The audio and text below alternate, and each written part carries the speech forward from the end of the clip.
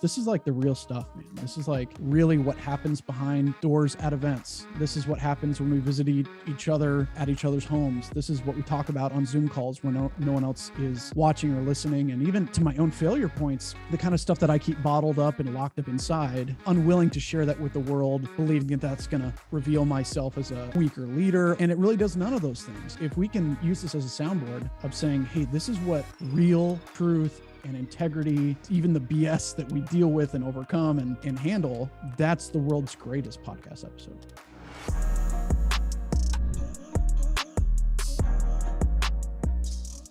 This is exactly the conversation we should be having on the podcast.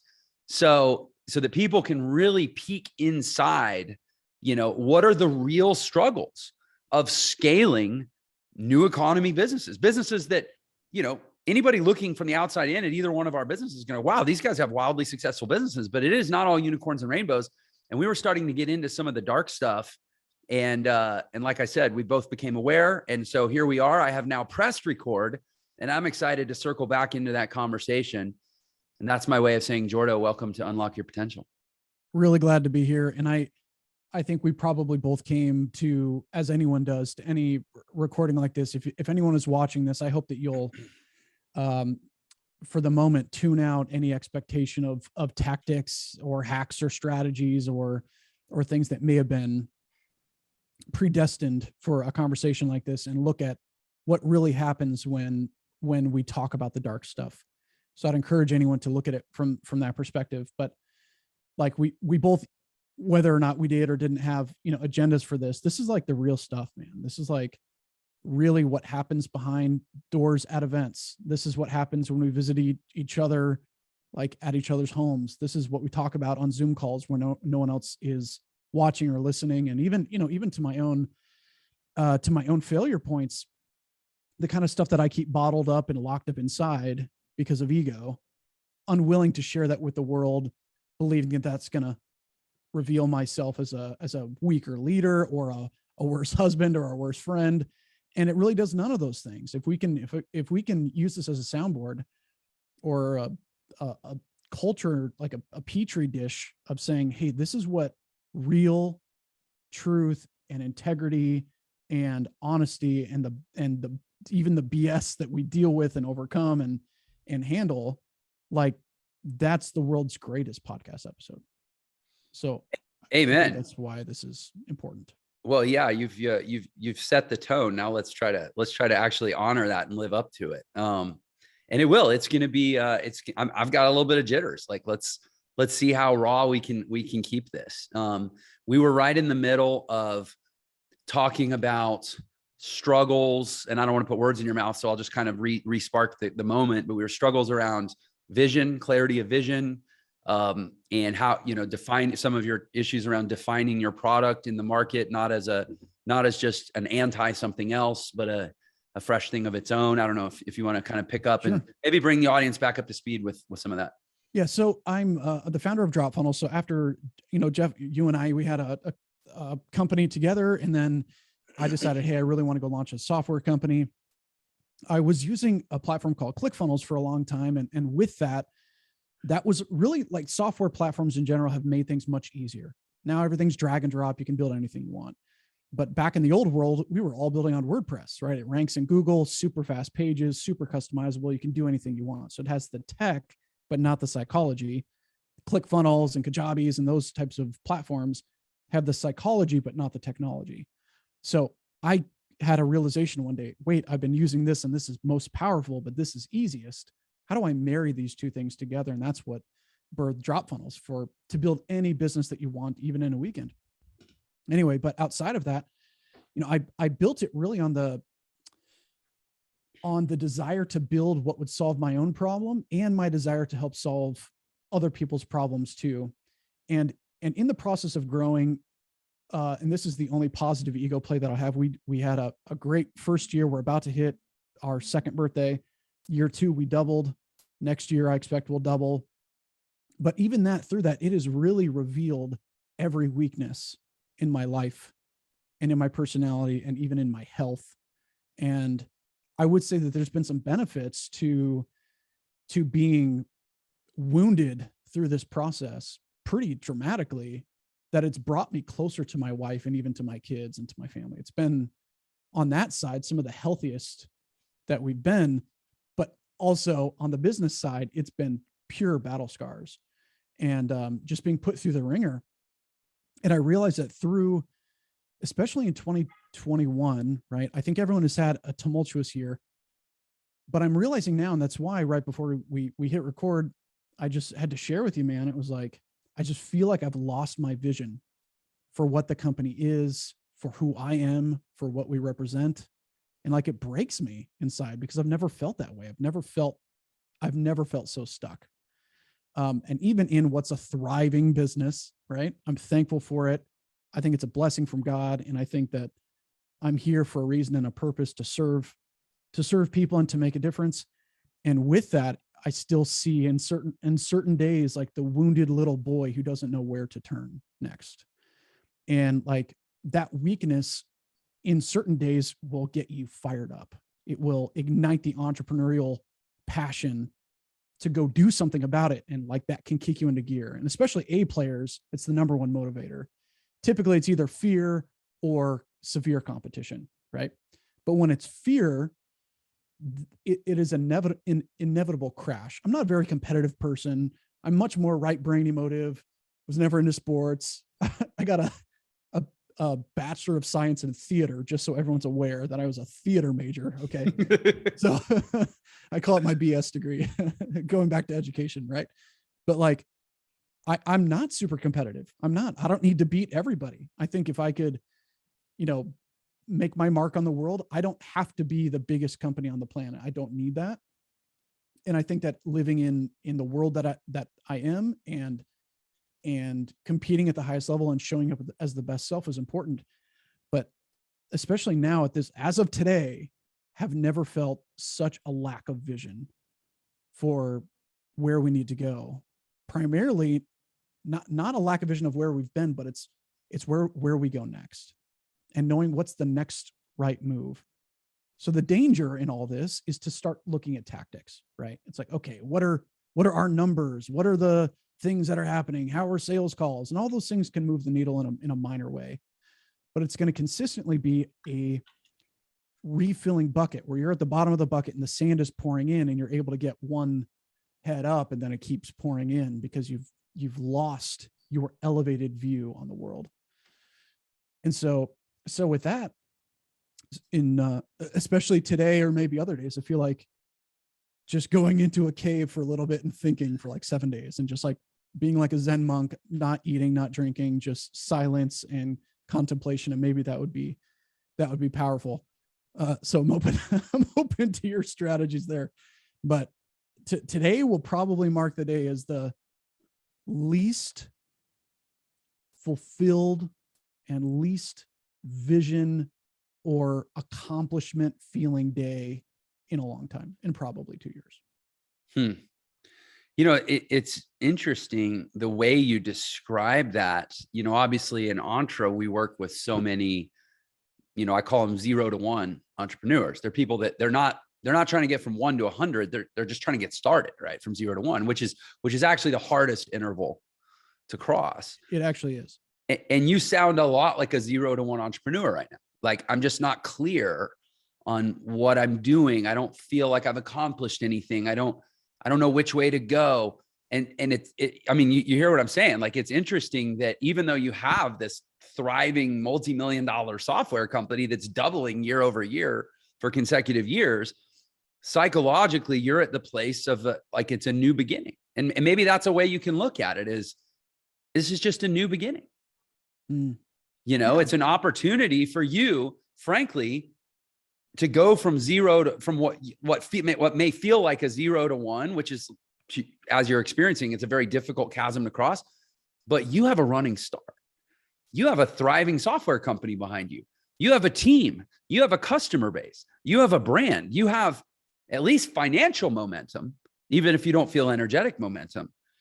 And so that's, in a way, maybe this is the glass is half full, and that's a huge opportunity that most 0 to 1 conversations, they're all zeros, right?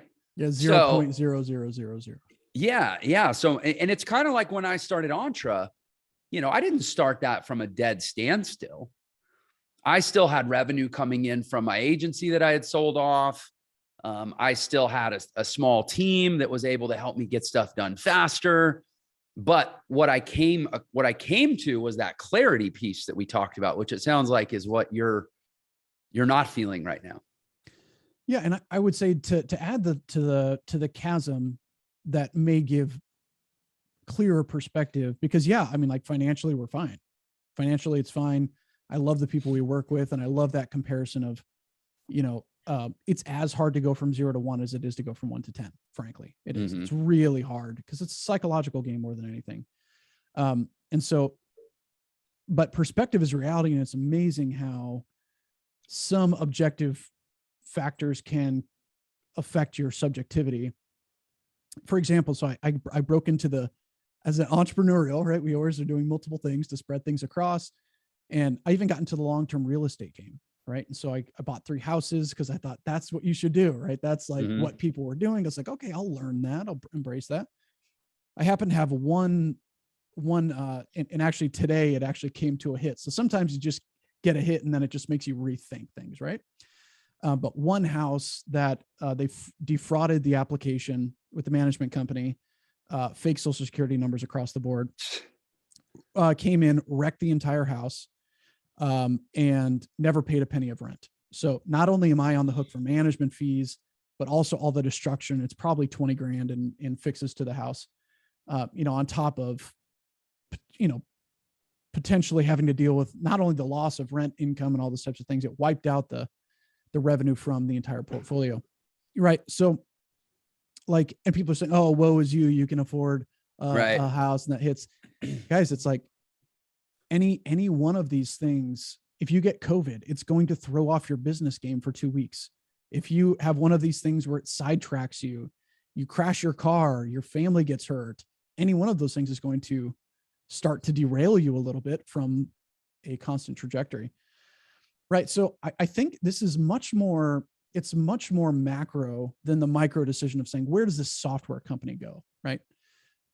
Because I've got a couple businesses, right? And each one of them growing at the pace that I allow it, right? I could put the pedal on the gas, spend more on ads and go get more customers, right? But I think it's really the macro, who am I and what do I represent? And I think it'll come to either a confirmation or a pivot for what that is. Jim Collins says, what got you here won't get you there.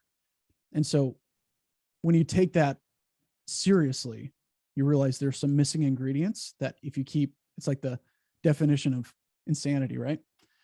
Where if you're continually doing the same thing and getting the same result, you're not doing the right thing. And then you realize it's one of 2 things. Either I don't know the next right move, or there's a missing piece in either myself, right? Extreme ownership says we need to make that about ourselves, or something else in the ecosystem that's keeping you from getting there, right? So I think identifying that, I'll leave it with one little other metaphor. I love the quote that you can't read the label of the bottle you're in. That's why we go to therapy. It's why we surround ourselves with other like-minded people who can say, I've been there. I know what to do. I know what you should do. Here's how I can guide you in that direction. And why it's so critical to have relationships even like this, where we can say either A, cut out the BS, you're just being a wimp, or 2, no, this is a serious problem. Like, let's walk through this. Let's process what you represent as you continue to thrive. Well, yeah. And I'm hearing it's not either or. I'm hearing multiple challenges, or at least multiple aspects to your challenge, some of which might have to do with the growth of the business. This, frankly, I don't know all the details, but I know software business is a hard business. I would be shocked if you weren't having growth challenges, because you're not a funded startup. Like, you don't have a $50 million bankroll behind you just saying, here, go spend money to acquire customers because we'll make money in 4 years when we sell this thing. Like, you actually have to feed your family in the meantime, right? With real money. So I would be shocked if you weren't having internal, business challenges. But also, it sounds like you're having a little bit of a larger sort of existential challenge about Jordo and his place in the world. and as a starting point, at least differentiating those challenges and making sure you're not trying to, figure out one recipe to cook 2 dishes. Like they're different issues. I always like to solve bigger problems because I think it's hard to solve smaller problems when they're bigger problems hanging over them. So for me, as your friend and suddenly pseudo business therapist recording live to be aired in front of an audience. Yeah, that's right. It's like, I say we go after the bigger challenge first, the bigger challenge of Jordo. And what are you doing, man? Like, what are you doing with your life? What are they supposed to be talking about? Are you making it crystal clear to the people that are going to outlive you what they're supposed to be talking about at your funeral? Yeah, I think my typical response would be, I don't know yet. Right. But that's not an acceptable answer. If I were to die today, what would they say? Mm-hmm. I have a pretty good idea, not necessarily about what I did, but how I made them feel. And for that, I'm proud that I know that people. And who are they? How you made them feel? You mean just everyone, customers, family? Like, who are we talking about? I would say that the furthest outlying circle of customers would say, hey, he really went for it and really supported us and really did that. And it'll be like that. Oh, that's a really sad type of thing. And how'd you make them feel? I would say that I made them feel like anything is possible, to feel empowered. Empowered. Okay. Yeah. And that's exciting to me, right? That's my goal. Is like, I want them to feel empowered because I'm not their savior. I'm not their hero. They're the hero of their own story. Right. And the tools that I create are intended to accelerate that empowerment. But as we talked about, even before we went live here, my dad's a pastor. And so I feel like it's been ingrained in me, as you mentioned, to have this, almost this, what do we call it? Like a savior complex? Do we call it I care so much about one person, right? That you can miss the forest for the trees in a sense, right? Where if I know that I can help people get tremendous wins on a micro level, that's scaling to a much larger vision of millions, I realize, man, if I treated everyone in that same way, it would start to get really diluted. And I'd have to, I have to justify that in some way to say that the impact would be diluted, or that my vision needs to be bigger and the systems underneath it need to be stronger. So yeah, I mean, I guess in terms of you, and that was one of those, haha, I'm joking, not really comments I made. I'm like, you're your father's son, like you're trying to save everyone. Do you feel like, and let's face it, trying to save, this is why churches are, have to be so, churches are not run at a profit. They rely on donations. They're not a viable business model because they serve the lowest common denominator. They serve the person they're willing to serve the person in the greatest need, even to the point of sacrificing the greater good in some cases. Sometimes. Right. That's kind of the therapeutic intervention model, is like, freeze the record, like hold the phones, everything stops. There's someone I need to save. And it doesn't matter if it's efficient or economically justifiable, because in that paradigm, every soul is of immeasurable value. But it's hard to run a business that way. Right. Right. And so I'm curious, and I know very little. I've been in your community, your ecosystem at DropFunnels, but I also frankly kind of almost intentionally stay out of it because it's like, I got my own thing and we don't want to confuse people. Right. I just, every now I'll chime in and say like, yeah, Jordo's a stud, buy whatever he sells or something like that. Sure. But no, I definitely feel your energy around wanting to almost be failure proof, where like no one in your community, however hard they try, however little action they take, however much they don't use the tools the way they were designed, it's like, we still don't want people to be able to fail. A, am I being fair in saying that I've picked up on that? And B, if so, do you feel like that could lead ultimately, if nothing else, to at least some level of exhaustion? Well, I'm sure everyone can tell my level of exhaustion right now. Even the amount of, I think there's clear stress, that would come along with any business. But even as it impacts, your anxiety. And I think there comes a point, and it seems very much like I'm at that point where you need to relinquish that feeling where, people brag around the space. They're like, I can't believe I got to talk to the CEO, right? I got to he helped me directly. And these people see tremendous wins, and with that, when, that's the existential crisis, I think, right? Is the church, or any church really, is a very microcosm to affect their immediate community, and they make a difference right there, right? Mm-hmm. It's extremely rare for any organization like that, as a comparison, to grow to maximum levels. And the ones that do that, they operate it like a business.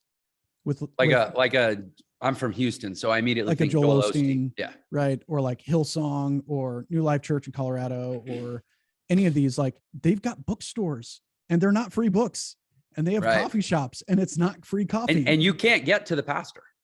No, unless you have an appointment and a very good reason why he needs to make time for you. Right. There are protection layers for that. And yeah, that insulation is what helps you to focus on what you really need to do.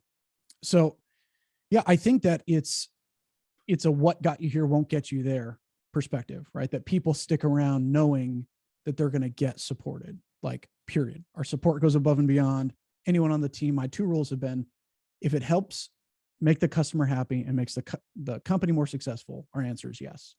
But that ethos ends up creating an unspecific, the specificity is lacking in that direction, right? About what that represents and how do we tactically enact on that.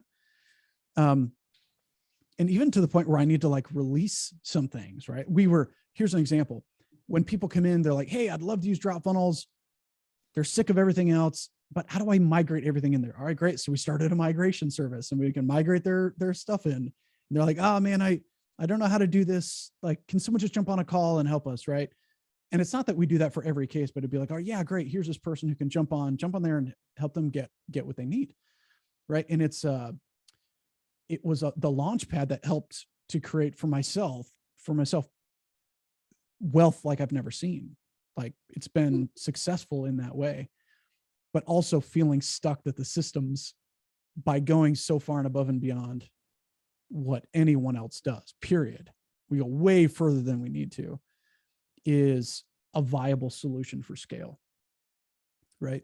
If we kept doing what we're doing, right, we can't do that for 1 million customers.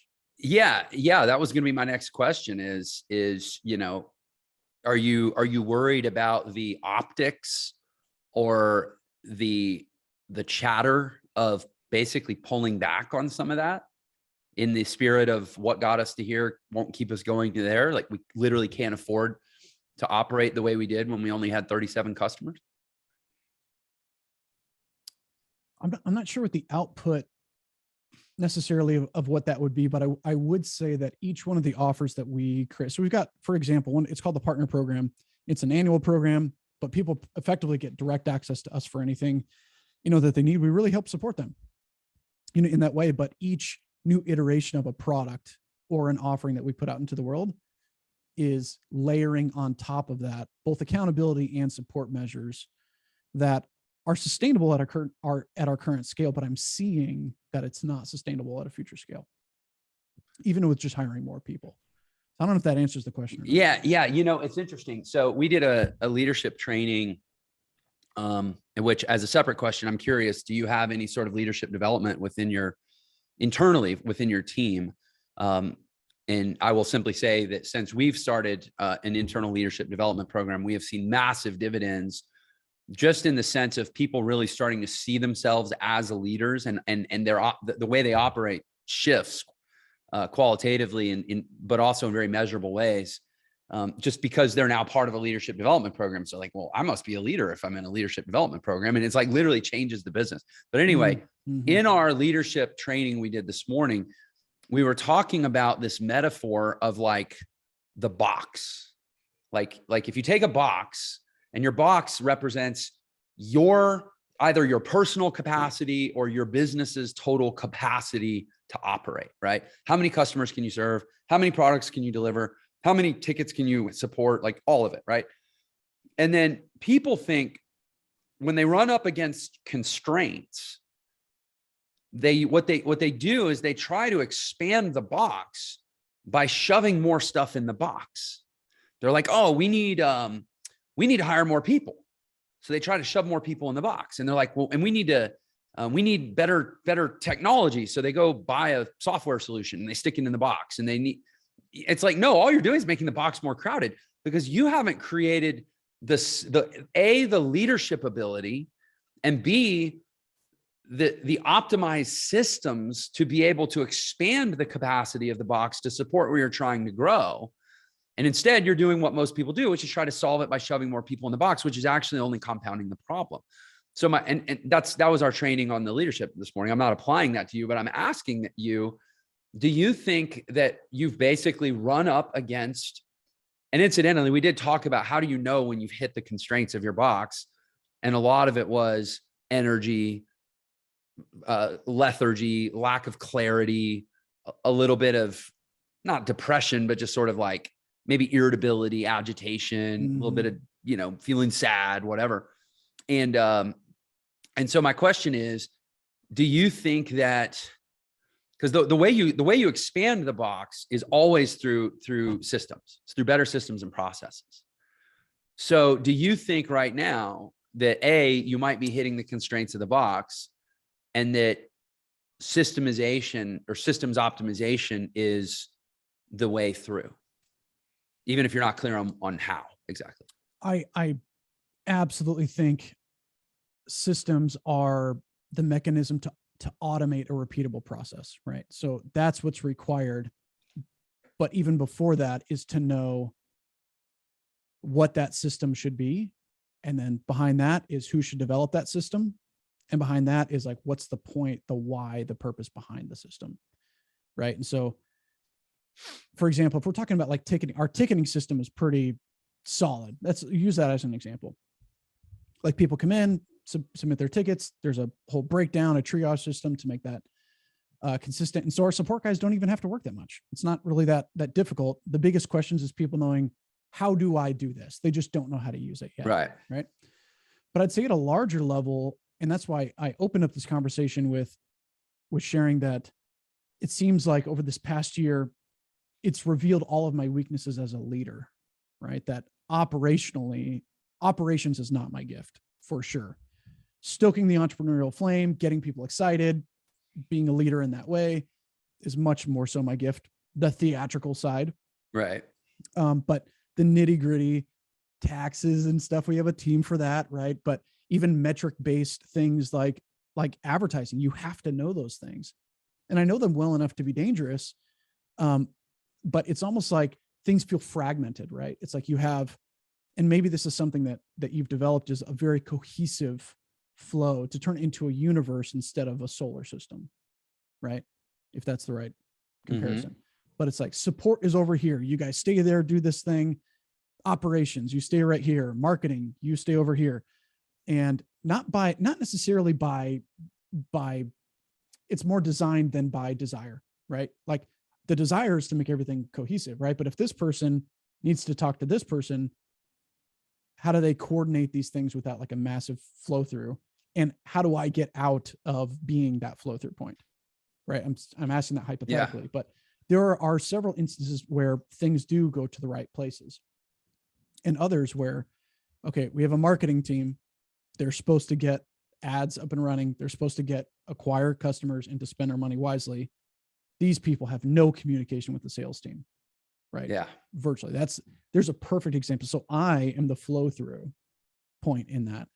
And so it's very much not, I guess I'd revert the question to you about universalization of the system versus planets in orbit. It's funny you went into this direction, because this is literally what Adam, my partner, and I have spent the last year. I mean, I'm not exaggerating. We have spent a solid year doing what you just described, which is making ourselves non-essential to the optimal daily operations of the company. That's different from making yourself non-essential to the daily operations of the company, because you can always remove yourself and the company can limp along suboptimally.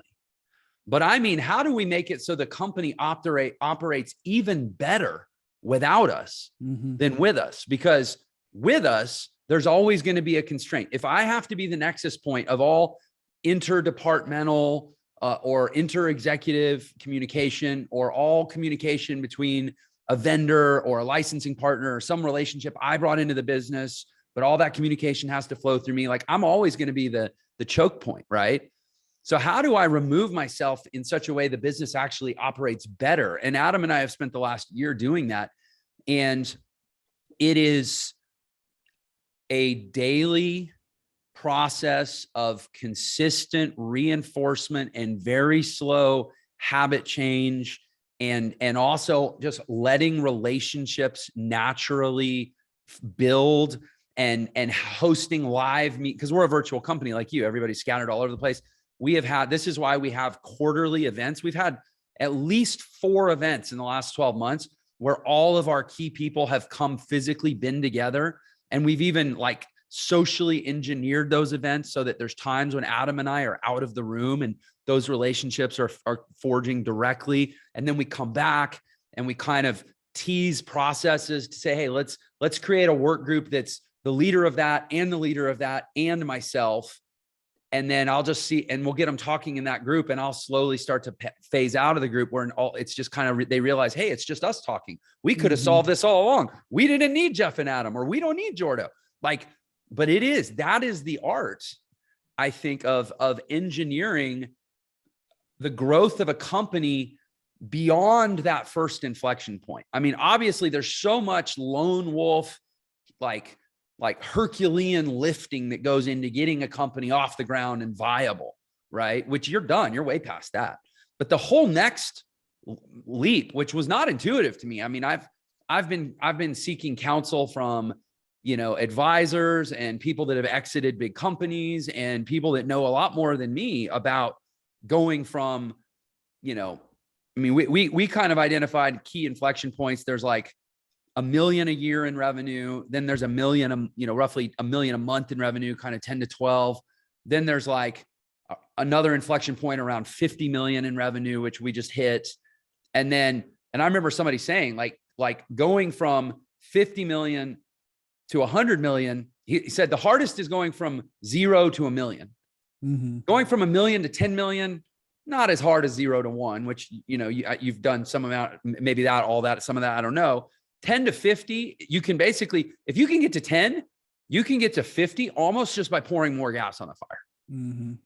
But to get from 50 to 100, it's going to just wreck you. It's going to be as hard as it was starting from nothing. And that's where we've spent a year, literally not growing, just moving pieces around on the chessboard and teaching people some new habits so that we could grow next year to 100 and beyond without me and Adam having to be the rate limiting factors. And it has been hard, but I will tell you, man, now, like the leader of our revenue team, if they have a sales issue, they call the leader of our sales team. And if they have a challenge, they'll loop in our ops director, our fulfillment director, and they'll hit up the CFO and get the budget for that. And literally Adam and I will get a memo that's like, hey guys, we think we got it all figured out. We want to do this. Just want to make sure you guys are cool. And we're like, boom, go. And all we have to do is give a green check mark and they take care of it. But like I said, it took a year, and it took investing heavily in really, really great people that have a lot of great opportunities to work at other places. And we had to make it really, really worth their while to come work with us.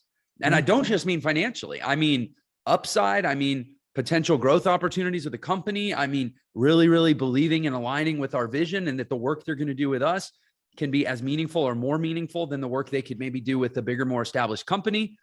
And that ultimately as we grow and scale and potentially win or exit or whatever, that they're vested into the big picture. Like, and then we even had to we're in the process of having to restructure the whole company just so that we can create a stock options program. Like, these are not small things. People think that once you start making money, life gets really easy. Yeah. It's like, you see the ads, like launch a drop shipping business. It never talks about stock options when you start to grow to a certain spot. How do you reorganize your organization? Right.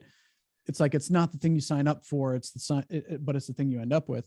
And to further edify what we just talked about, Mikitani talks about that rule of 3 and 10s, right? And he talked about it more about human constraints, people in your organization. He says break down in multiples of 3s and really 9s, but he rounds it to 10. That like, once you have 3 kids, all your systems break. I just have my 3rd kid. Every system we have breaks. The car seats, the who gets to juggle who, babysitters don't want watch 3 kids. It's everything breaks. Yeah. But then you're pretty much good up to 10. Like going from 3 to 4 is it's irrelevant. Nothing changes. That's funny. Yeah. This is such a great metaphor for this. Yeah. And the same with like level like 10. So let's talk about revenue, right? 30K a month to 10K to 300 to $1 million. And so what you're talking about with that moving from 50 million to 100 million, and really in our own way at a lower level, it's the same constraint that you are, what he would effectively postulate is that it's not really a $50 million company. It's a stretching $30 million company. Yeah, totally. Right. So it's like for us, you're punching above your weight, basically. Exactly. Right. And so we've stretched beyond our 10 and 3 constraint that we're at. Yeah. Right. And it's like, we're reaching for something that's just out of reach. You have to completely re-architect yourself to become that next person and to earn that. Right.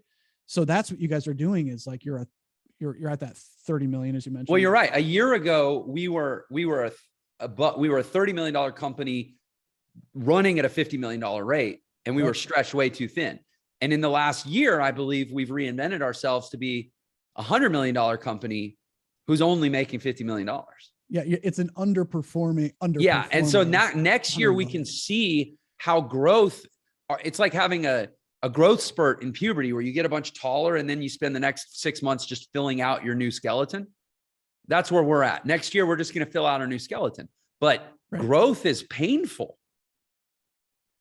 And it's vulnerable, right? It is. And for you, especially, and the parenting metaphor is apt, because you're going to have to let go of a lot of the day-to-day control of your babies. Mm-hmm. We need a babysitter. You do. And they're hard to find. They're really hard to find in the pool of shells. That'll love your kids like you do. Yeah. But since we're injecting metaphors all over the place, I forget it was that rabbi guy who talked about the lobster, like the king lobster has to shed that old shell and go hide under a rock and become extremely vulnerable during that time to harden up to build that new shell to grow into, right? Like that's the nature of molting, and it's painful and it's visceral and it's dangerous because predators will inevitably swoop in and try to crush you. In the world of business, it's hacks, it's massive chargebacks or refunds, it's huge customer complaints. It's like, in our case, it's the cost of acquiring a customer on Facebook and YouTube, your 2 main platforms, almost tripling in those same 12 months that you're trying to maintain revenue while reinventing your infrastructure. It's brutal. That's brutal. That is a king lobster underneath a rock, hiding while sharks are nipping, trying to bite at you, and sometimes getting fingers, right? Fingers and toes. And so for that, at that same level, I think that's why these conversations, whether it's public or private, revealing the weakness is that molting, right? It's not fun. I'm going to look back at this and probably be embarrassed, or there's sharks will swoop in and realize, oh, they're weak and they're down. Let's get them. Right. One of those two things. But identifying what needs to happen next sometimes does come through pain. Hey, sorry for the interruption. I just wanted to let you know you can get a free copy of my book, The Millionaire Shortcut, which shows you the fastest way to become a millionaire in the new economy. And there's a special link just for this episode in the description. So thanks for tuning in, and I hope you enjoy the rest of the episode. So let me ask you this then, to kind of reconnect the multi-aspect challenges we were talking about. what do you think is,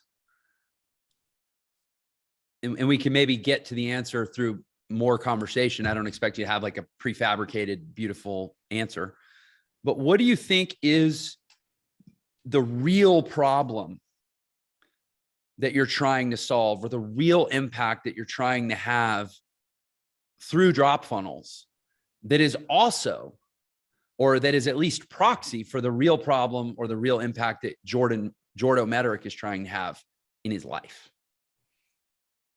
Yeah, there's no answer yet. And that's I'm 34. That's probably why you're feeling out of steam, right? It's my not third life crisis, right? Yeah.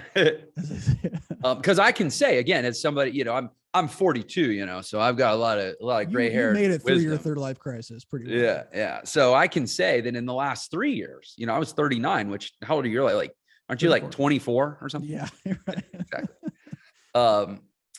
No, so I was 39 before I finally figured out how to build a business that I would never need to step away from. I would never need to retire from. It could be my life's work. And that would mean that I lived a life well spent, because it was trying to make the same impact in the world that I was. There was really no distinction between me and my business. But again, it took me 39 years and 14 businesses to finally land there. So, and it doesn't mean, it's not how start over. I mean, you got it.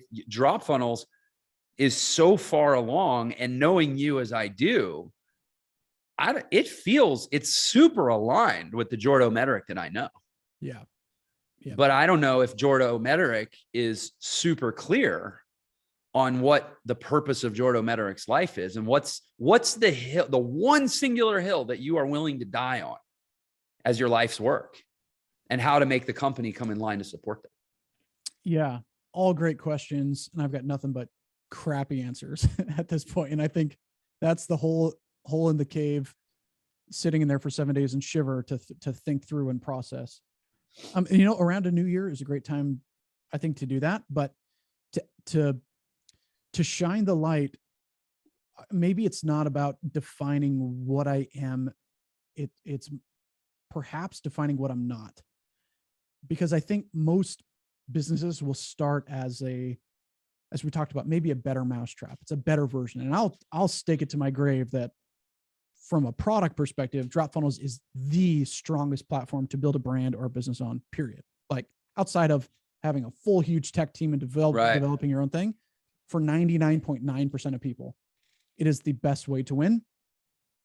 But very much stands in the market as a better mousetrap. And that's not a great value proposition for what it is. And that's so I know, obviously I totally know what you mean, but can you explain it a little bit for the audience when you talk about your business being a better mousetrap?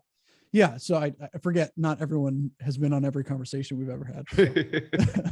That's probably a good thing, frankly. Yeah.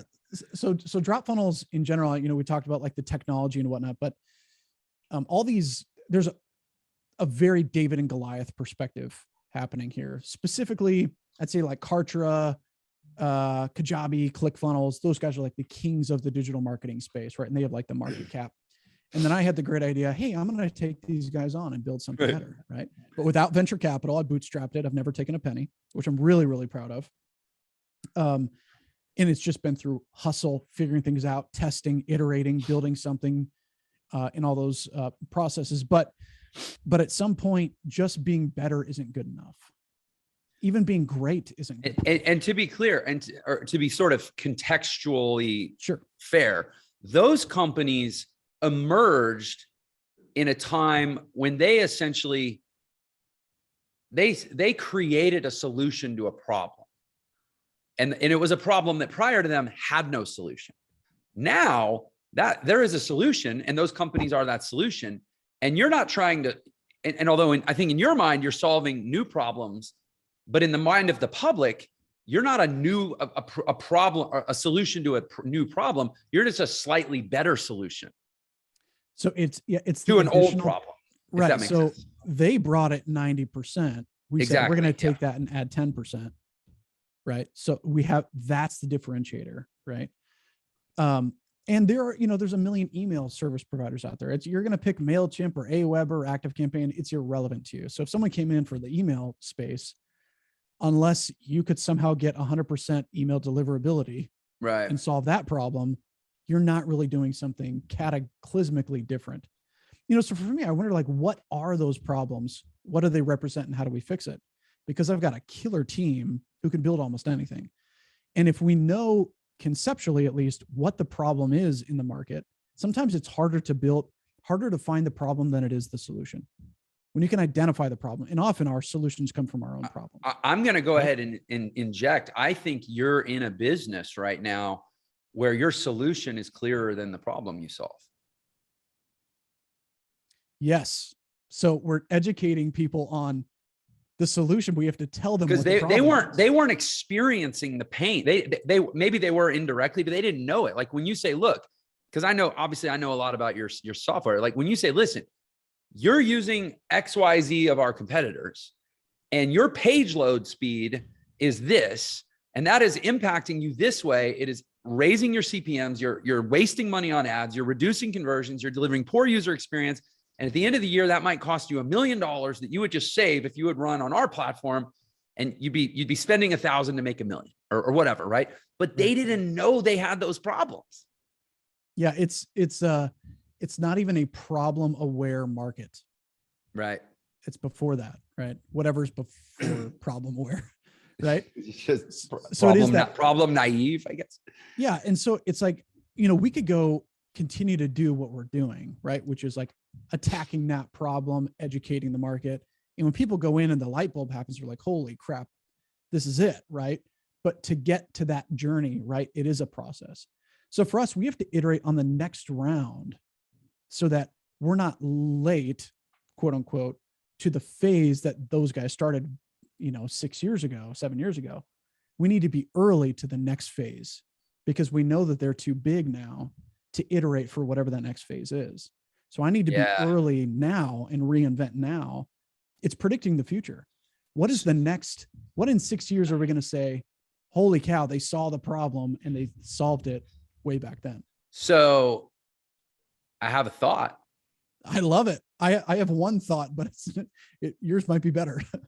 I'll show you mine, then you show me yours. Okay. I love it. So because in a way it's a lot. The reason I have this thought is it's what we're doing in Entre, which is we're creating a category that we call personalized education, where most education prior was this, or all education, I would argue prior to us in some way is sort of a monolithic force, whether it's these big institutional universities that, mass produce, graduates with specific diplomas, or it's these big marketplaces that have thousands of courses and it's just kind of a free for all. At Udemy, for example, you can take a $10 course on how to yo-yo and a $20 course on how to use Microsoft Excel, and you can be the world's greatest, spreadsheet yo-yo or whatever. Like, we're saying, okay, come into our world.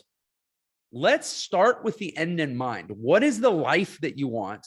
What is the lifestyle that you want? What is the business or professional, category and niche and so forth that can get you to that result that you want? The only result that matters, which is your life, your quality of life.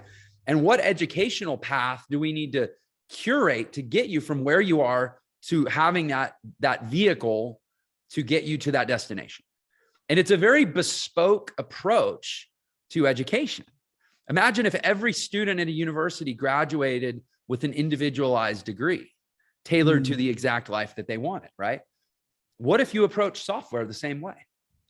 What if you created a bespoke software business where somebody comes to you with a business and you say, all right, what's the exact technological and software as a service outcome that you need to blow up this business? You're going to need a brand site, like what we might call a hub site or a centralized site for all your assets and your content to link to. You're going to need social profiles. You're going to need a blog. You're going to need a process for creating blog content. You're going to need customer relationship management. You're going to need pipeline management. You're going to need an ordering system, like blah, blah, blah. You're going to need all this stuff. And because we have the most elegant software solution in the world for creating all that stuff. So elegant, in fact, that we're not even going to try to educate the market on all of the ways that it's better because they don't have the sophistication to get it. Instead, we're going to sell $100,000 completely bespoke, done for you, multi-dimensional software solution that takes your business into the future, technology that future-proofs your business and makes it infinitely scalable with the support of technology. But it's $100,000 as an entry point, period, the end. We're not even going to have a conversation about doing any less because we want to work with established business owners that understand the value of not just, as you put it, a better mousetrap, but a mousetrap that comes with its own, conductor and orchestrator and engineer and architect and designer that essentially allows me as a business owner to not have to do any of the stuff I don't want to do, which frankly, most business owners don't want to mess with any of that anyways. Mm-hmm. And you become just this, which here's the thing, you could deliver on that promise better than anyone at those other companies because your solution actually does all those things. Mm-hmm. So anyway, there's my big idea. Right. And it's funny, like we're thinking exactly along the same lines, because for context for everyone, the general pricing model itself is very much a commoditized race to the bottom, right? And so there's two sides. You can especially in let's face it, in funnel builder software, for sure. Every question is it more or less than ClickFunnels? And if it's the same or more, why should I use it and not ClickFunnels? It's a losing battle, even if it produces better results, right? I mean, even guys like Cole Gordon, like these big guys, they move over and they get 93% opt-in rates just because we made their page speed better, right? Right. But I'd say the comparison, like, so we've got a plan that's half the price of ClickFunnels, but it's irrelevant, right? That doesn't educate the market on why that's so valuable. It's a race to the bottom. Mm-hmm. And so what I love about what Alex Becker did with Hyros, for example, so all he did, for anyone who's aware, if you're running Facebook advertising, their tracking sucks. It's a complete disaster. But he came out with this $2,000 to $10,000 a month software that fixes your ad attribution issues, period. Which I'm a client of, for the record. Right. So like what's your bill with them right now? I don't know. Keep talking. I'll have an answer for you in a few minutes. So it's a perfect example of solving a very micro sized specific problem for one specific type of person that has a guaranteed ROI, where it's like, you're going to come in, you're going to make more money, or you don't pay, period. Right. And so in that same way, there's the other side of the blade is that a lot of people know who Alex Becker is. He was really first to market with this. And there's a lot of other people who are doing it cheaper. There's Segmetrics. Mm-hmm. There's a couple other, Cappy Box is another one. And they'll do it for as little as $50 a month, right? So you could go from $5,000 a month down to $50 and do it yourself. But that isn't like, people want to buy into that brand, right? They want to know that it's the official, it's the first. That's the power of first. Well, and because people know him, and I mean, as a customer, there's just a massive trust factor of like, hey, exactly, this is a really important decision, which one of these vendors I go with. And because he's more of a public figure, he has more to lose from a day of downtime. So he's probably going to be more on top of an outage or whatever, right? You're buying the person, not the product, right? Yeah. And that's why he can charge 100 times more. I think he's up to 25 million a year or something like that on Hyros. Okay. But it takes less than a few minutes a day for him. He's out there. He made $20 million in 18 minutes with his NFT launch. So the guy just prints money, but he works, 24-hour days. But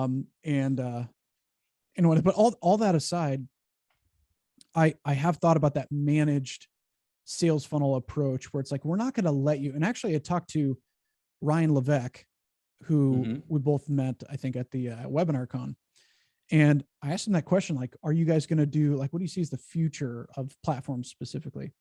And he said, we've completely gotten rid of trials, completely gotten rid of monthly anything. You're going to come in, you're going to watch a webinar, you're going to spend $2,000. We're going to set it up for you and you're going to get results, period. Right. So that what you're talking about is that aspect, right? There's huge trust again with that name. If any other schmuck came out and did that, right, that would be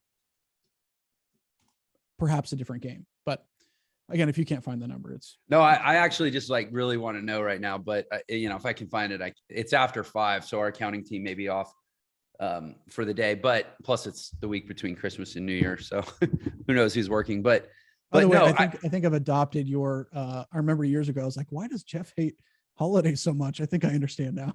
You starting to feel it?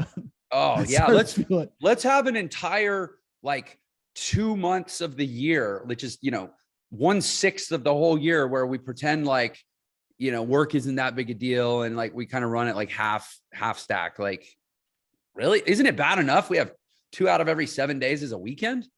And most days you only get 6 hours of productive work anyway. And we're going to derail 2 months of the year. Yeah. Oh, it's don't even get me started. Here's the thing. But the reason is because people don't love their work. Yeah. They need an escape.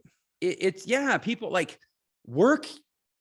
This, you asked me on our show earlier, and I'm really committed to getting the answer on this Hyros thing. And we'll come back to you, but I just want to say, you asked me on my visit on your show earlier this morning, what was the biggest challenge that I've ever had to overcome in my life? And my answer was that it took me 20 something years of my professional life to finally realize you can do work that is personally meaningful and fulfilling and gives purpose to your life, and that is also profitable.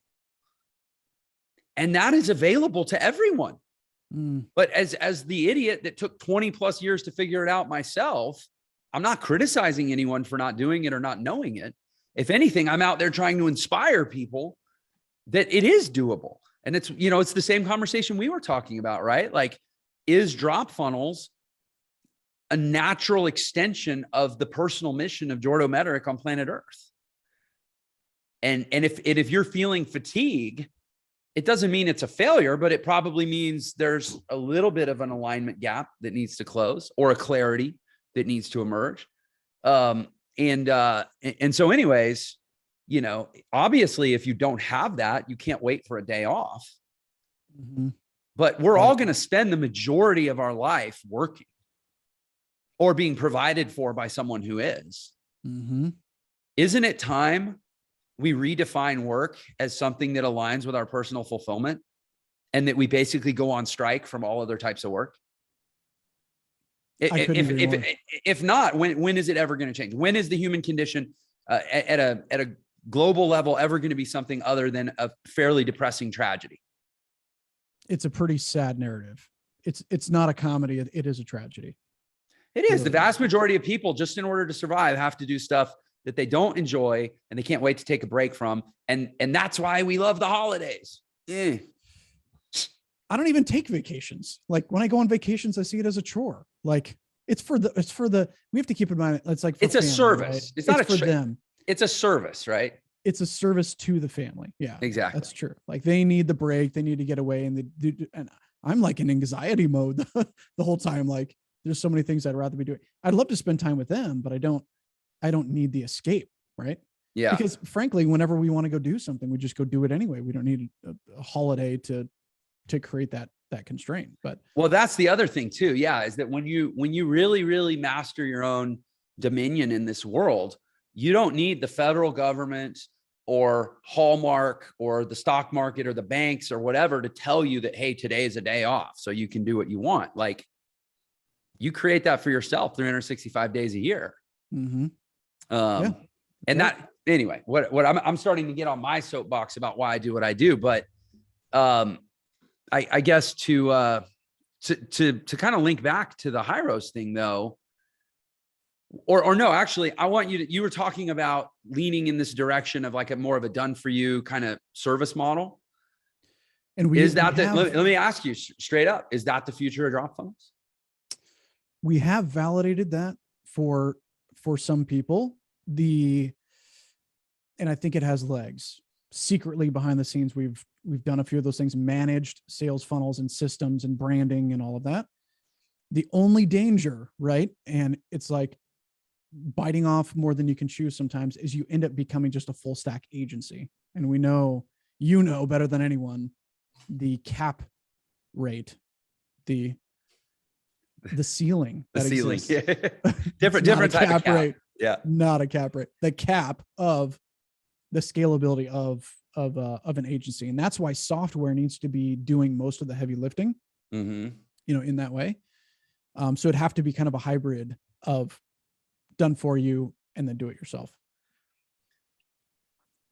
So what if you partnered with a full stack agency and you just did the setup and initial groundwork?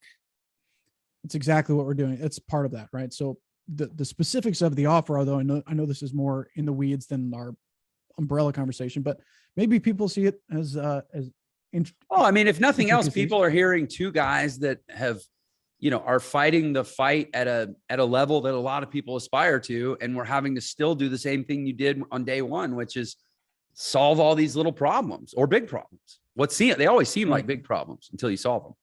Yeah. So, I mean, I can share with you what we've been doing with a couple initial people, because we found all the gaps for most people who are trying to run a business online. Right. Right. And these are people who have existing businesses, not people who want to start a business. But essentially the process goes is they come to us and I actually help them directly build an offer. So it's offer architecture. And then we validate that in the marketplace very quickly to get cash collected. You should never scale an offer that isn't validated and working. Otherwise you're wasting your time. How many times have you built a business just for it to launch to crickets, right? You spend months building and building and building and nothing comes from it, right? Or seen that in the marketplace. Yeah. And then, we build the funnel and we actually run the ads for them. So that's been that offer. And the question, maybe even for you is, with that validated, do you kill the chicken to save the goose, so to speak? Do you kill everything else that exists that's effectively, I don't know what it would be for a parlay. I'll give you, I mean, maybe I have a sort of a somewhat apples to apples conversation. We are right now at Entra. We've set some pretty audacious goals for next year to, right now, I would say probably, other than our software, which, we have our own internal, it looks like, hey, I got the answer. We spend about $4,000 a month right now with Hyros. There you go. Perfect. But hold on, I gotta say thanks to Mike. He came through on that one. Thanks, man. Tell him to watch the podcast too. Yeah. I'll say it'll all make sense when this episode comes out. All right. So anyway, we right now, other than our software and our coaching, I won't get lost in the weeds. The point is probably 90% of our revenue right now is what we would call one-time revenue. People buy a course, or they buy a coaching product, or they buy an event to attend, or they buy a, whatever membership in a group. And even if it's a renewable product, there's going to be this, well, at the end of the 6 months or the end of 12 months or whatever, let me decide if I want to do it again, right? Like there's no sort of assumed renewal. It's not what I would call continuity or subscription revenue, right? So we're at over 90% of our revenue right now comes through a one-time transactional purchase. We want, by the end of next year, 70% or more of all of our revenue to be in the form of continuity products. So if you look, you know more about our company probably than most people listening, but to change your business from 90% one-time purchases to 70% continuity revenue, is a pretty massive shift. Yeah. And I always say that MRR is God's gift to humanity, right? It's like the 12th wonder of the world, because I forget what the other ones are, but like having consistent recurring revenue is the hardest thing on the planet to build, period. Especially low level recurring revenue. And it's the most beautiful thing that will sustain you, help you to have more time, more freedom. It's beautiful. To your question, we're sitting here going, okay, we've got to build this new thing. In other words, save the goose or birth the goose, but we can't kill the chicken. And for us, we talk about it as a plane metaphor. It's like, okay, we want to rebuild our plane into a new type of airplane without landing the airplane. Exactly. Right. You can't stop. It has to keep going. Yeah. Oh, by the way, if people want to join you on the old airplane before the new one's built, they have to be able to do that until this switch is over, right? Oh yeah, and then they're all going to be pissed when the new airplane comes out because they bought in on the old airplane and there's some new thing that's not fair. And how dare you evolve your business without telling your customers? You should have told me. The crystal ball was going to say in 2 years or something. Yeah, it's, right. Anyway, we're getting into other challenges. But. So it's it's like the revenue model, the offers.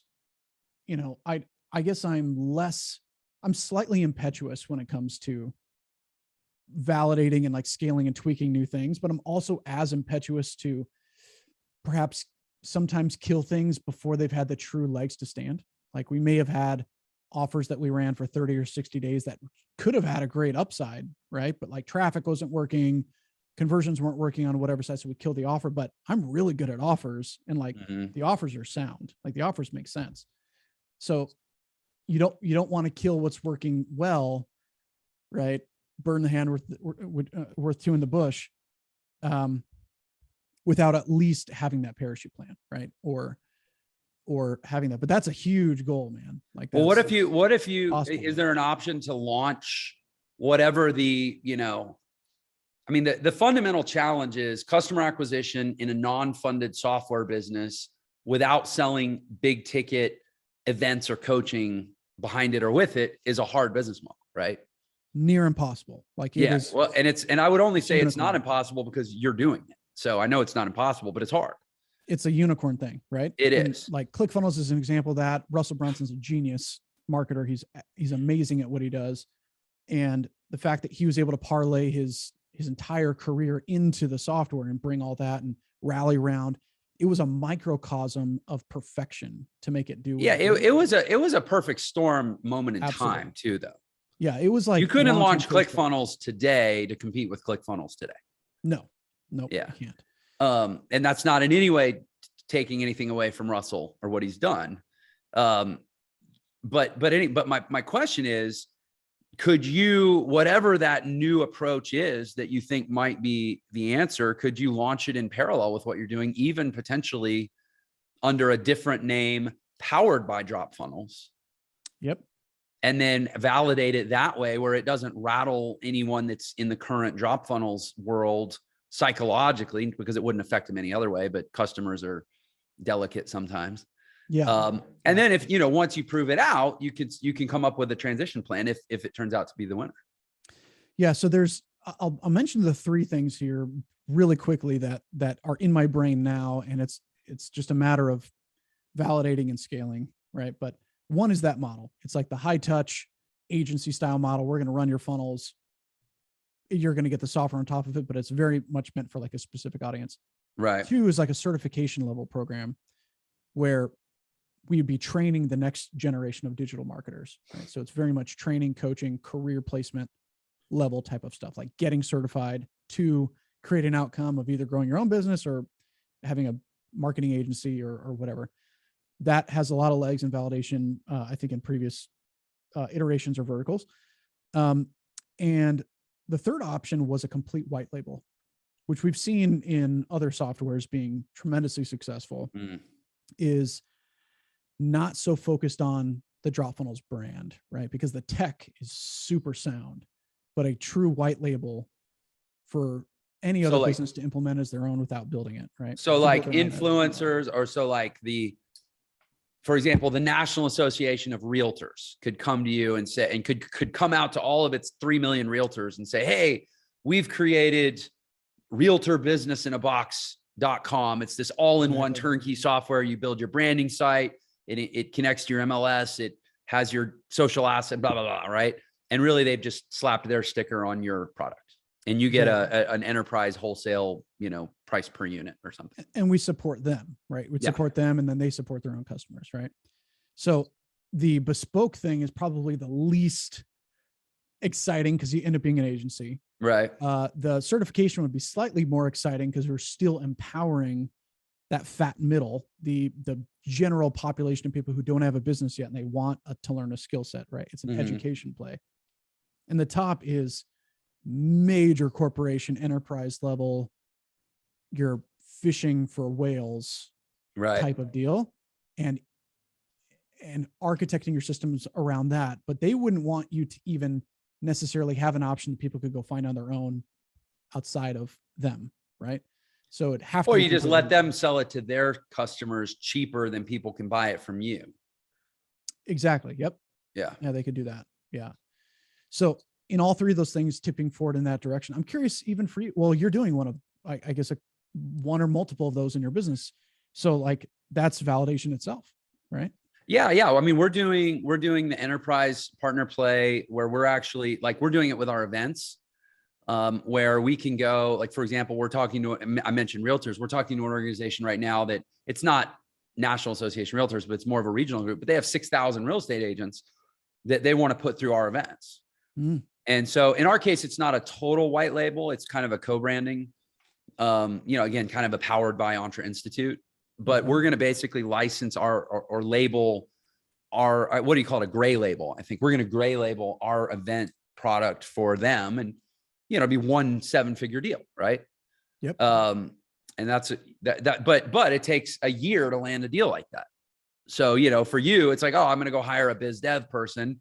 I can't put them on commission only because 9 out of 10 times people won't do anything. But if I put them on salary, how do I keep them hungry enough to actually go do the hard work and close the deal, but not pay them so little that they quit? And these are the hard times. These are the hard quad. Yeah. And it's like, if I get on these calls, I can close deals. When you get on calls, if anyone jumps on a call with you and you say, hey, you can join this thing, it's 100K, they're going to just give you 100K. They're just going to believe that. Right. Right. It's unscalable and not possible to grow or even escape or have a personal life doing it that route. So it has to be a systemized model to make that happen. So, I mean, again, I don't think there's a perfect answer. It gives me additional clarity just to even talk through these things. Right. But ultimately the only thing that matters is what does the market want and would back up with a credit card. And I'm not going to say that's the only thing that matters. I'm going to say that's one side of the coin. The other side is, what does Jordo want? Yeah. I'm saying from like just a business offers perspective. Right. I think this up here is like probably the starting point. Like what gets me up jazzed and excited. And I'll tell you this, man, the market can feel your energy. You as the founder and visionary of your enterprise, I don't care if you're not even in the day to day. I swear, Entre can feel when Jeff is having a bad day. Nobody's talking to me. I can hide. Nobody even knows. I swear they can feel it. Now, and a bad day, we can survive that. Bad week, bad month, it's going to be a long time before my juju and Entre's juju aren't the same juju. And I'm curious, I mean, you talk about taking a week in a cave. I just watched, you ever watch that show Yellowstone? Not yet. I'm on Succession right now. Oh, that's so good. Oh my gosh. Yes. I love it. I think like Kendall drives me up a freaking wall, but he is such a good actor. I love watching him. The main guy, Brian, the guy who yells and is mean and scary. He's just the guy from Super Troopers. He's like my favorite. He's so good. He's such a good actor. Yeah, for sure. But anyway, Yellowstone's next. Yellowstone. Well, yeah. In the last episode of Yellowstone, Casey is really like, he's trying to figure out what to do with his life. And then he's married to a Native American. And so some people from her tribe take him up in the woods and they put him in this roped off area. And he basically has to sit there for 4 days with no food and water and take hallucinogenic drugs to figure out the point of his life. So I don't know, maybe if you deprive yourself of food and water, you can get it done in 4 days. Throw a little psilocybin in the mix or, you'll get there. Yeah, there you go. Just clarity's out there for the taking. You just got to put yourself in really precarious situations.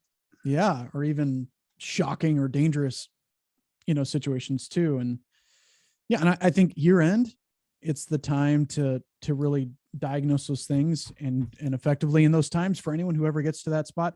And by the way, anyone listening to this, if you're still listening, I promise you, this will happen to you. Oh yeah. Everything that we're talking about here, I swear, 100% confidence. If it hasn't already, it's going to happen to you again at every tier of 3 and 10. It's going to continually happen. It just happens at It's more severe at larger scales. Whose concept was the 3 and 10 again? His name is Mikitani. He's the founder of Rakuten. Oh, yeah, Rakuten. I see him on the Golden State Warriors jerseys every time they play. Bought buy.com, like the buy.com. That's big. That's a big business right there. Yeah. Mikitani, anyway, he talks all about that. But what his initial posture is really much more about like people, right? But then I realized pretty quickly it's directly attributable to revenue limits. And he may have had some other iterations that, it's funny. About. Alex Hormozy, who I love and listen to a lot. He's very smart. He has, he benchmarks the same thresholds at 30 million is his 30 and 100. It's Mikitani. Interesting. Same thing. 3 and 10. I wonder if he was influenced by, what's his name? Mikitani, you said? Mikitani. Yeah. Yeah. Founder of Rakuten. But yeah, I mean, and you'll see constant iterations, employees, kids, your pets, your investment portfolio, the amount of cryptos you're trying to watch at a time. Like you go, what's funny about that, dude? I just realized I went years owning 3 rental properties. Yes. Years. I just did 3 and I was like, I'm out. and now I own probably about 10. I mean, it's like 25 doors, but they're not all, some of them are single unit, whatever. But now I'm at about 10 and I've hit this new threshold where I'm like, all right, I'm good. I'm at chill here. Cause I just feel it's so weird. You said that getting from 3 to 10 was just as hard as getting from 0 to 3. Yep. And you can go 1, 2, and then to get to 3rd, everything breaks and starts to fall apart. Man, it's universal. You see it everywhere. That's crazy. Once you own 3 cars, it's suddenly less manageable. Like there's just more space being taken up. There's 2-car garages. Yeah. You need a new house because you ran out of garage. I'm literally in this situation right now. I have 2 teenage kids that drive, and there's like between them and their friends, there's always cars parked on the street, on the side yard. Like, need a new house. But now you're good up to 10. So that's true. That's true. Well, yeah. If we build the house we're talking about, we'll be able to handle 10 cars. Yeah. Wow. And I'll need to keep scaling Entra for sure. Anyway, dude, this is amazing. I had no clue how this was going to play out. I'm invigorated and I'm searching. I'm just in that state. And here's my thought is like, you touched on 3 ideas. A, they're not mutually exclusive. And B, they're not binary right or wrong. They could all 3, they're all 3 workable. It's more just like, what does Jordo feel passionate about going after? And that'll be the idea that emerges. I mean, people talk about, oh yeah, a full service agency is such a pain in the butt. Look, last time where was I? I don't even remember. I was in some island somewhere. It was like Turks and Caicos or something. And I was sitting at a bar with a guy, this was a few years ago, who had sold his full stack marketing agency for $350 million. So, okay, it's a tough business, but honestly, what business isn't a tough business? They don't have lesser problems. They all just have different problems. And so the question becomes, which problems am I, as the visionary leader, best suited, optimized, and willing to deal with? And that becomes the right answer. Yeah. And I mean, maybe we'll do another interview in a month or 2 once I've holed up in the cave, but I'm already like leaning in a direction that it's like, I know. And keep it here. I actually am going to invite you to not tell us. Yeah. I'm not going to share it, but I think even for you, I think you've said it best in so many times. You talked about Ayn Rand, right? Ayn Rand. Ayn Rand, yeah. And like the ego of self and all those types of things. And so I still don't fully encapsulate or even understand all that, but sometimes you just need to do what's best for you and what aligns best for you in your own centered self, in being who God made you to be or whatever, and not to think what's the greatest outcome for the customer. Dude, understanding the difference between egoism and egotism was one of the greatest breakthroughs in my life. Permission to be self-interested was granted the day I realized that does not make me egotistical. I mean, Ayn Rand has a book literally called The Virtue of Selfishness. And the word selfish has a little bit of a negative connotation. I mean, that book was written almost 100 years ago, but if you reframe it as the virtue of self-interest, there is no freedom outside of self-interest. I want somebody to really think about that concept. You cannot be free without self-interest. We say we value freedom, and yet we also value sacrifice to the exclusion of our own self-interest. Doesn't make sense. Doesn't hold. So is it because you're always shackled to others? Yeah. If you are not taking care of yourself, it means you only survive via dependency on others, and they're having to take care of you while you take care of others who themselves aren't taking care of themselves. And you create a loop of dependency, and dependency breeds hostility, because all anger manifests out of a fear, and fear is always based on an uncertainty of our future. And there's always going to be uncertainty in your future if you're depending on others, whether individuals or institutions, for your okayness, which you will have to be if you're self-sacrificing to take care of other people who are doing the same thing. And all you're going to end up with is, and tell me I'm wrong on this, Jordo, Mederich, is customers who resent you because you tried too hard to take care of them, and you never made them take off their water wings and learn to swim. And it's now your fault that your solution didn't save them. You ever experienced that? It's not the norm for sure. But there have been cases. Yeah. Has it ever been some of the people who you sacrificed the most to try to help who ended up the most upset with you that it didn't, whatever? You know, I know the point you're getting at. Our energy and our culture is a little bit different than, I get the point that you're making. For us, people pretty much, like, if they leave, they're like, hey, that was great. You got me from here to there. I'm ready for the next thing, instead of, hey, this only did this and you promised this. We very much under promise and over deliver. So cool. That's the balance that we establish. Yeah. Nice. That's the offset. I like that. Yeah. And so, but we have had people with unrealistic expectations that even when we're underselling, they came in like way over expecting what is even possible. Right. And in those dichotomies, like, everything breaks, everyone's unhappy.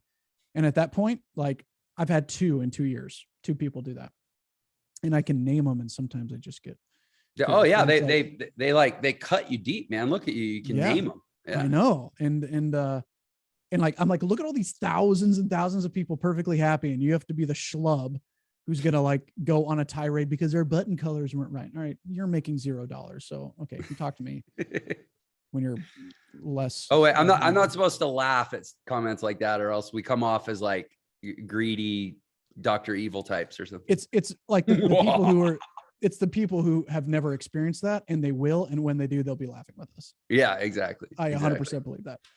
But well, dude, anyway, yeah. I just want to say, I'm really excited. Now, I hope this conversation has been of value to move you towards some clarity or whatever that next step is. I'm really excited to see it. And I know you well enough to know you're gonna get it, and it's gonna be awesome. So I'm just excited, and I'm glad you didn't tell us what it is.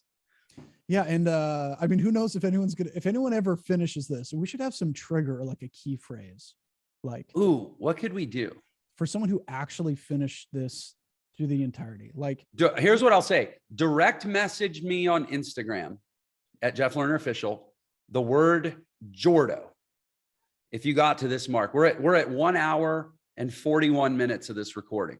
If you got to this mark, DM me on Instagram the word Jordo, and I'm going to have something really cool for you. I'll throw in something too. I'll give you like, I don't know. I'll figure out something super, like $1,000 something. I'm going to give you something huge, because there's a big difference between people looking for the tactics versus willing to sustain through difficult conversations, even when it takes this long. So I'll have something for you too, if they send them my way or go to you. However, I'm going to add, because you can tell we've both been burned by me saying this. We reserve the right to not honor it if we suspect that you were somehow told, hey, jump to the end of this podcast and you can get $1,000 whatever. Like, I'm probably going to follow up and make you answer some questions that demonstrate that you actually listened to the whole thing. Ooh. Yeah. This is so good. Oh yeah. I can't wait to get the call from you when you get the first one, but I know it's going to be great. Trick question. And you have to answer it in 5 minutes or less, or else you're yeah. No time to go back and watch. Dude, this has been so fun. Yeah. Super helpful, man. And I appreciate you and your friendship. And even, we were supposed to talk for 45 minutes and here we are 2 hours in. It always seems to happen. I think we got on the phone the other day, like a couple months ago, and we're like, hey, we should catch up. And the next thing we knew, we had decided to meet up in Austin and hang out for 3 days. Yeah. So we should probably be careful how much we talk. Yeah, we both have other things to do. That's good. Awesome. No, dude, thank you so much. Yeah. Thanks for being a guest on Unlock Potential, man. That's been amazing. Well, I'm excited for you and let's, I think we're going to see where the next year takes us. And I think it's going to be a beautiful story. If you loved that episode, then you're definitely going to love this one. Check it out. And this is what we're talking about. People are like, oh, I just want to make $5,000 a month. I'm like, you dream too small. Your dreams suck. You need to go back and dream better, dream bigger. 5,000 a month is going to do nothing for you because numbers are infinite. It never stops. You've got to dream bigger than that.